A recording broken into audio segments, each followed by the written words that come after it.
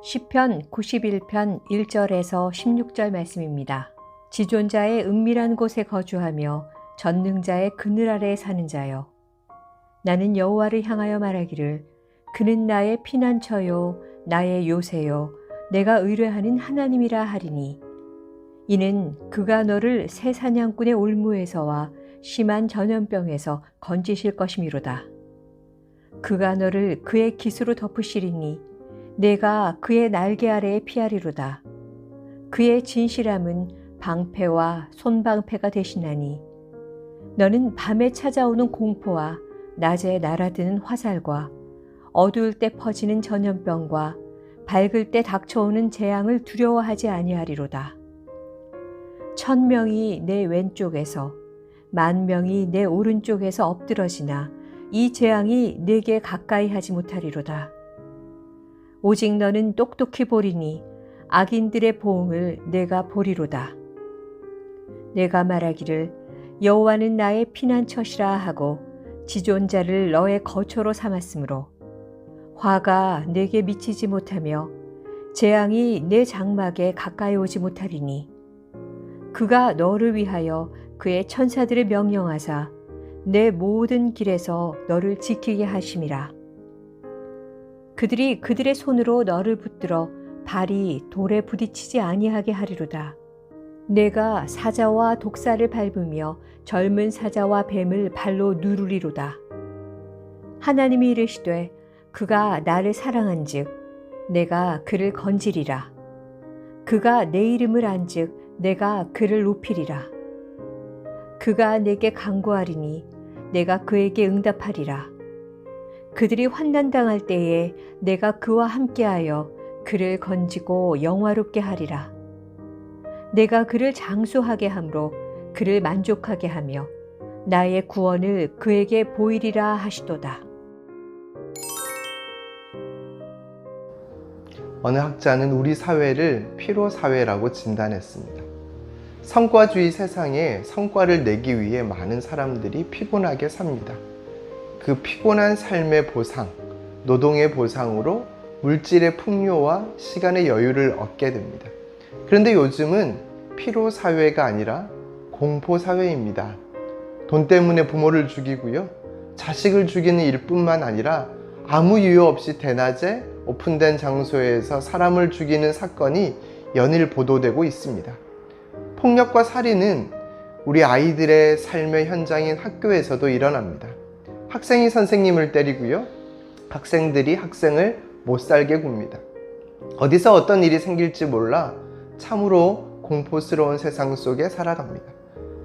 눈에 보이는 것만 공포스러운 것이 아닙니다. 보이지 않는 요소들은 더 심각한 공포를 몰고 옵니다. 인구 감소의 문제는 사회적 전반에 영향을 주고 있습니다. 인구가 감소되면서 문을 닫는 학교가 생기고, 구조조정은 필요한데 누가 어떻게 희생을 해야 하는지 답을 찾기는 어렵습니다. 환경의 문제도 보통 심각한 게 아닙니다. 온난화 현상으로 생태가 파괴되고 있습니다. 당장 눈에 보이지는 않는다고 눈에 보이는 안락함을 추구하다 보면 다음 세대는 매일이 더욱 공포스러울 수밖에 없을 것입니다. 그럼에도 불구하고 세상은 여전히 힘의 논리 속에 있습니다. 사회적 이슈가 되는 문제도 조금 관점을 달리 생각하면 모두 힘싸움 중입니다. 힘 있는 자들이 더욱 힘을 가지기 위한 보이지 않는 싸움이 계속되는 것 같습니다. 그러니 우리의 삶들이 늘 피곤하고 불안한 것이지요.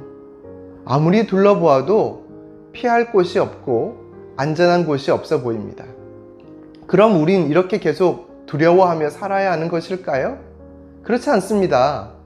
눈에 보이진 않지만 이 공포 사회에서 우리가 피할 곳이 어디인지, 어디가 가장 안전한 곳인지를 성경이 잘 안내해 주고 있습니다. 그곳이 바로 시편 91편 1절에 기록된 지존자의 은밀한 곳, 전능자의 그늘 아래입니다. 지존자의 은밀한 곳, 전능자의 그늘 아래가 뜻하는 곳은 성전입니다. 성전은 하나님의 임재가 있는 곳, 하나님의 임재는 곧 하나님의 보호하심을 말합니다. 하나님께서 하나님의 백성을 보호하십니다. 당신은 하나님이 성전에 계셨으나 지금은 하나님께 나아가는 그곳이 하나님이 계신 곳입니다. 공포스러운 세상이고 내일이 두려워 우리 자녀들, 다음 세대를 어떻게 키워야 할지 알 수 없는 사회지만 하나님께 나아가면 거기서 하나님이 만나주시고 주의 백성들을 보호하십니다. 사실 지금 우리 사회만 공포 사회가 아닙니다. 내일을 볼 수 없는 세상, 이 땅의 모든 시간들이 두려움과 공포입니다.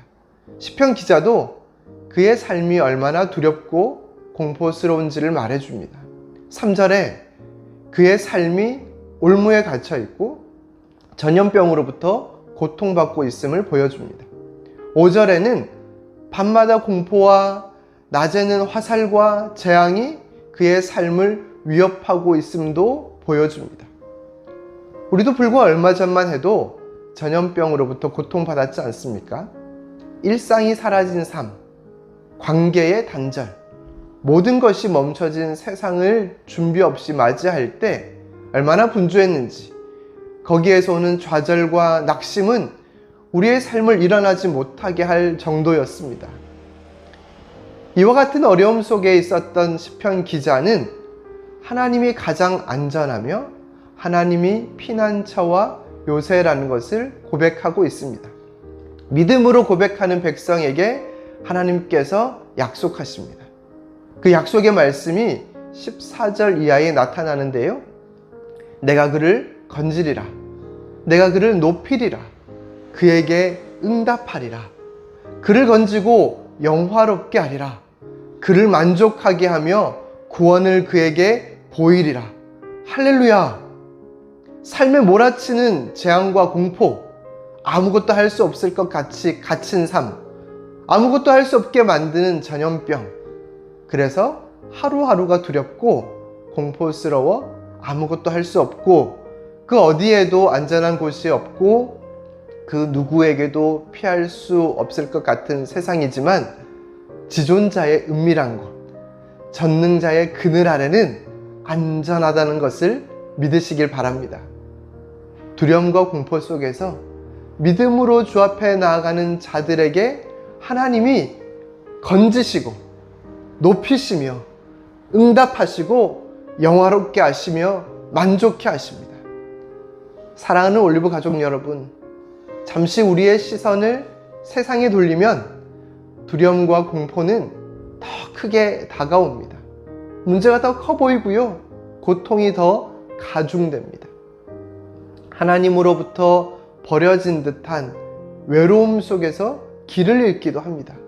그러나 여러분, 가장 안전한 곳이 십자가 아래라는 것을 잊지 마시길 바랍니다. 우리가 살 길, 우리가 피할 길이 예수 그리스도라는 것을 기억하시길 바랍니다. 십자가는 모든 공포와 두려움과 외로움, 무기력과 무능을 이긴 전능자께로 가는 지름길, 생명길입니다. 공포사회에서 방황하지 말고 십자가의 사랑, 십자가의 능력, 십자가의 은혜를 나눔으로 하나님의 나라 세워가는 하나님의 사람들이 되시길 바랍니다. 오늘도 올리브 축복합니다. 오늘도 주신 말씀으로 함께 기도하며 하루를 시작합시다. 하나님, 삶을 둘러싼 문제로 인해 앞에 보이지 않습니다. 실패할까봐, 다시 일어나지 못할까봐, 감당할 수 없을까봐 두려웠습니다.